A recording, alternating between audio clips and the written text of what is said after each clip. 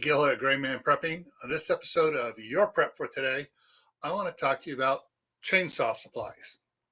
And some of you are going to, well, I don't have a chainsaw. I don't need a chainsaw.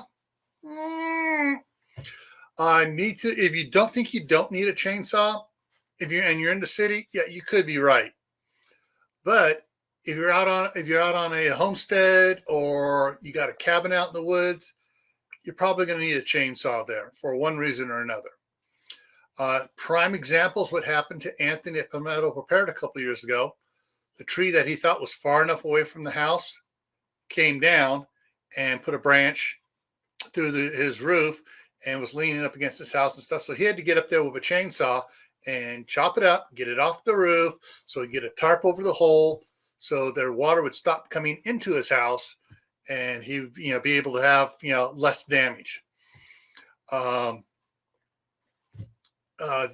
Glock and Roll was showing some footage where several trees last month came down across the road up there in Oregon and blocked the road, and people were out there with chainsaws clearing the road so they could get out.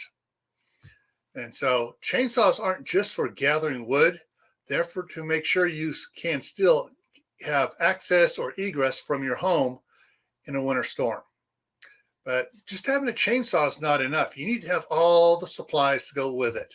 So read your manual and find out all what you need.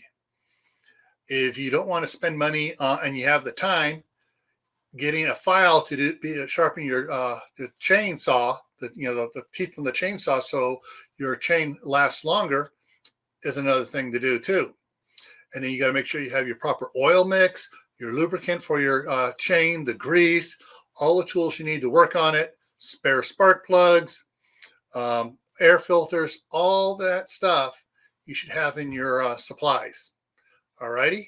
So stay happy no matter what life throws at you, including a tree blocking your road, because, hey, if it's on your property, that's free firewood.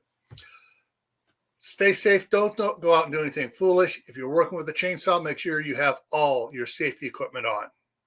Keep adding to your preps: water, food, medicines, clothing, tools like chainsaws, and anything else you're going to need, and skills to make sure you're living and thriving in a disaster situation. Why? Well, this is why.